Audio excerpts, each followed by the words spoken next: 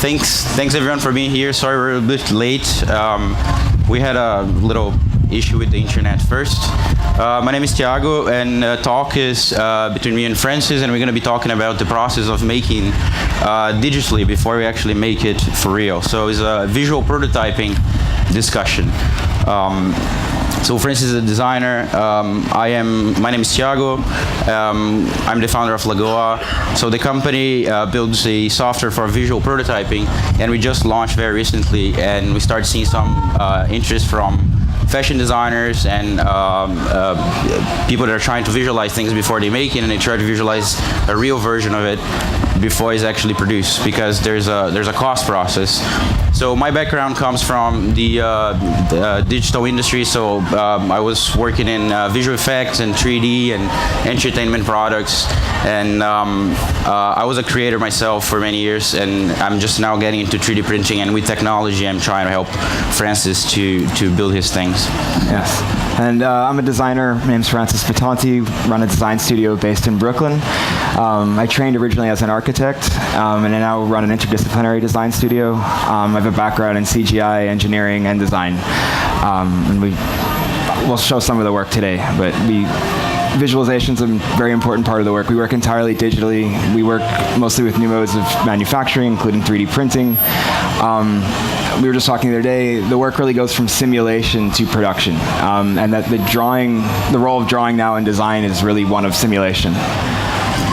So this is a new industry, so there is not very well defined boundaries of how the process should be, how the models should be built, how the final product should come out. So traditionally in CAD and design, you have a very defined process. You have a CAD software where you build the models, and that's using 2D planes normally to construct a primitive.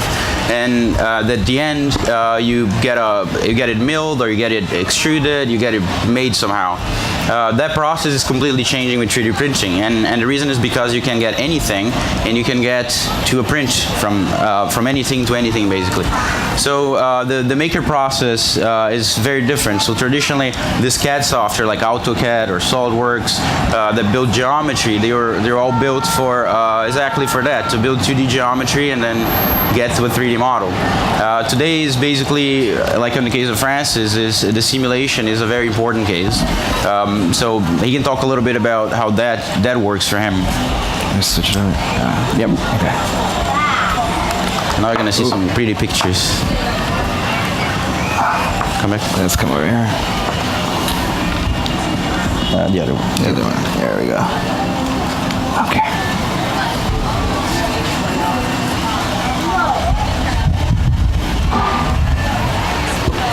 Is it on? Are we on? Is it out there? There we go.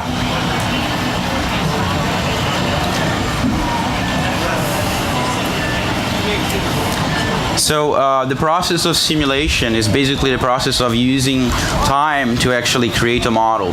So that's what Francis uses a lot to design his projects. Yes, exactly. So like I said, I have a background in CGI as well as architecture. And what we generally do is we work through computer simulations to find new and novel formal organizations and arrangements. So I don't like to say that we produce drawings. I would say we produce systems, we produce simulations, and those systems and simulations generally have a high level of abstraction. This like bundle of sticks, believe it or not, eventually becomes a chair, right? But there's no sense of materiality. And one of the biggest hurdles in the studio is how do you deal with all this geometry, all this data, and how do I visualize it in a way that's meaningful for my practice, which is really involved in putting the virtual into the physical world, right? So I have to move a drawing, I have to move an abstraction into material. So what I need is a tool that creates an interface between my drawing and those benches you're sitting in now. So the work started out very abstract, and it was really just drawing. We were really struggling to build and materialize a lot of these things early on. But we saw an enormous amount of potential in the production technologies that were coming, and in the ways of drawing and managing that data. Finally, in 2007, the studio built its first project. This is a bicycle rack for the New York City Department of Transportation. And the thing I love about this image is that it looks like a computer rendering.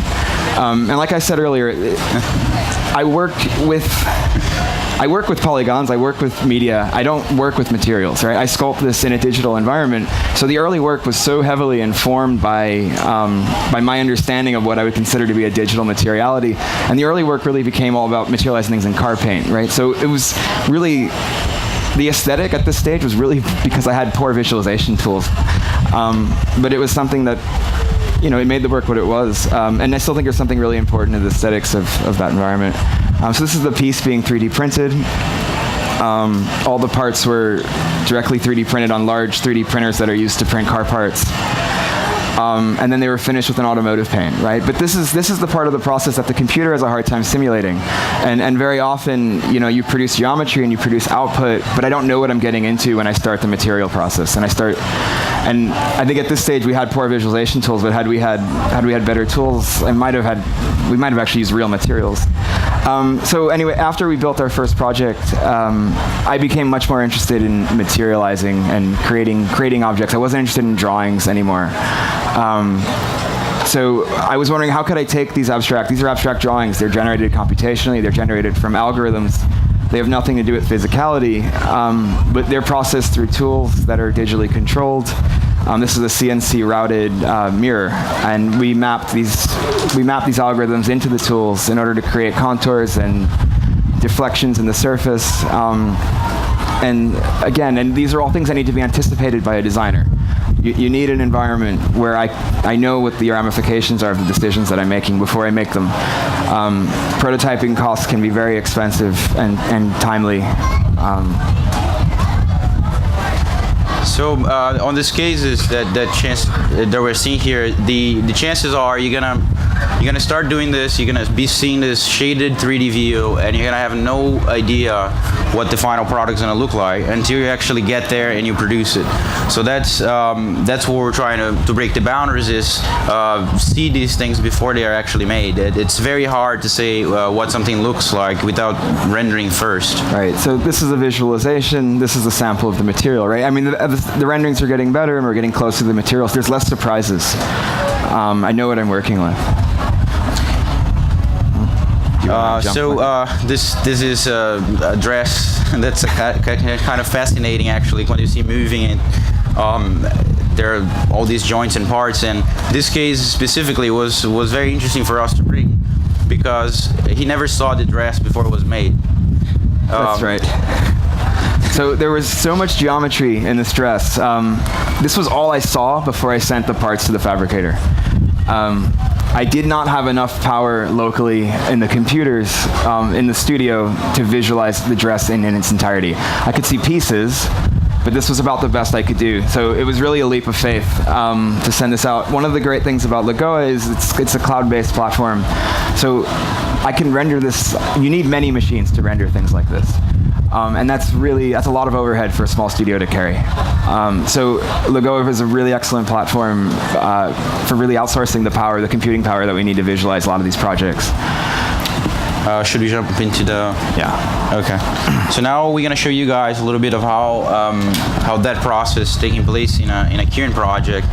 And the interesting part is that now we got the technology and we got the compute power on the server. So I'm running a MacBook Air over the internet, and what I'm going to be doing is essentially just loading up a 3D scene that has a 3D model, and I can make a decision directly visually what materials I want to see or what materials I want to print this on, and that process can be very costly if I'm doing this in my computer. So this is just a web browser. There's no installation here. We just opened this over the web. We're running over Wi-Fi, and this is a model that Francis is working on. And here we can see it from all angles what the model is going to look like. And essentially we had no. This is a floor right on the way. The sign. We lost the sign? The sign. Oh. What happened? TV's out. Oh.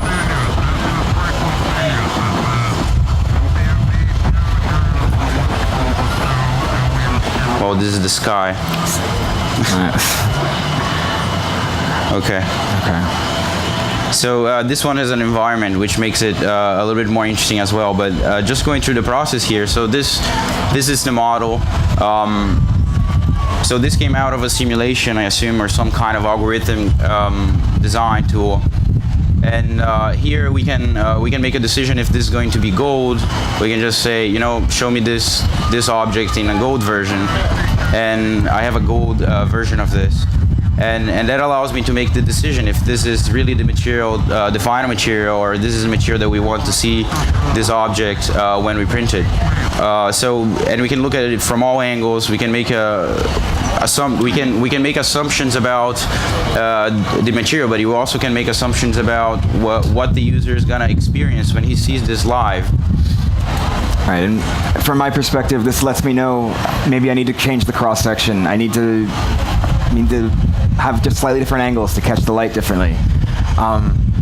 You know, by the time I get to the first prototype, I'm much more informed of what the actual experience of the thing is, and I'm not just taking a guess or a leap of faith from a drawing.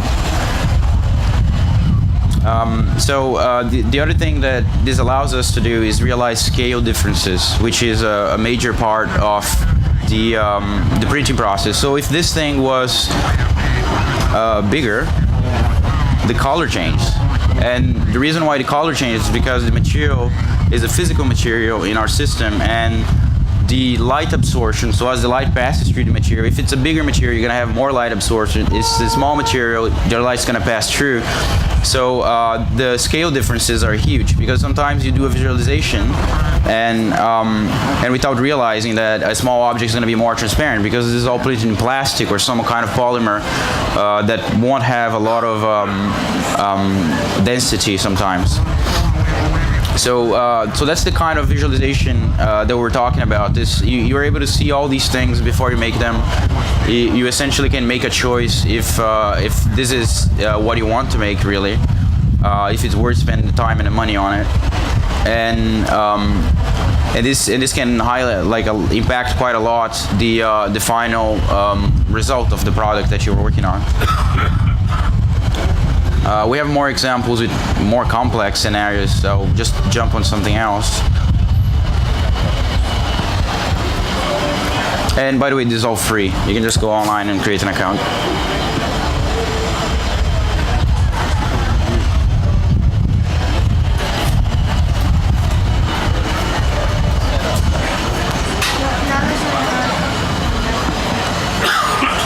So if you, from my perspective, the fact that he's doing this on a MacBook Air over a wireless connection is amazing. The freedom. I travel a lot. I'm able to do these images from a train, a car. It's very portable. It's a lot of power that's very portable. Let's just talk about the difference quickly. So you look at this shoe in a 3D program, and the model basically, it looks okay, but I have absolutely no idea of the final visual. You know what the shape is, but you don't know the visual part yet. So when you start rendering, you start seeing that, okay, if I'm doing this in one material versus the other, I get a completely different result. So that's the kind of power that we're trying to bring to the printing process and to the visual design process. How many of you model here? Do you do models in 3D programs? What programs do you use? AutoCAD? There you go.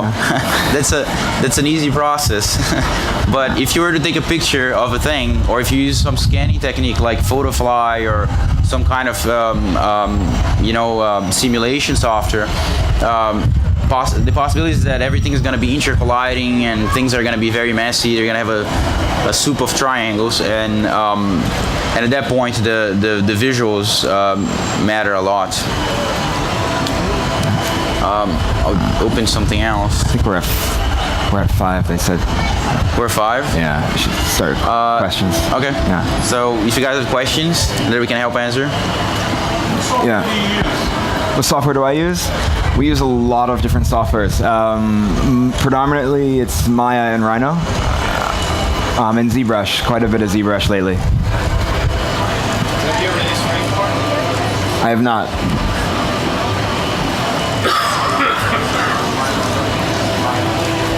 Any? You said this was a distributed computing model. Are you, is your machine being used to have your glasses? That's No. for you. No. No, absolutely not. Your machine is doing no work at all, and the process is collaborative. So I could open the scene at the same time that he opens the scene, and we could be connected, and the edits would show up for each other. And the process is entirely done on the server, so you don't need any hardware. You really just need like a computer to load up the web browser and yeah, and you need a model. So if you have a 3D model, you just upload that model. If you don't have a model, you can search for one and you can try to use that.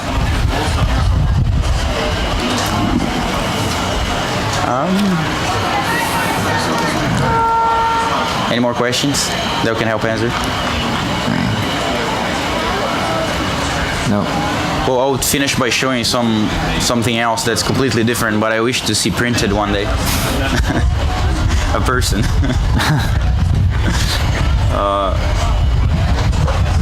So this is an eyeball.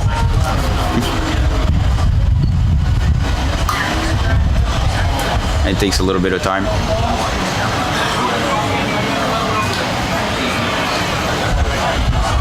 The fascinating part of this whole process is this new way of choosing the materials, really, because they are the choices are made completely based on the appearance when you're doing something like this.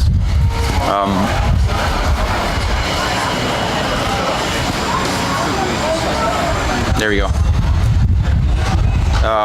So one day we're gonna be able to print a person, and then it's gonna be like this. If we could print fiber.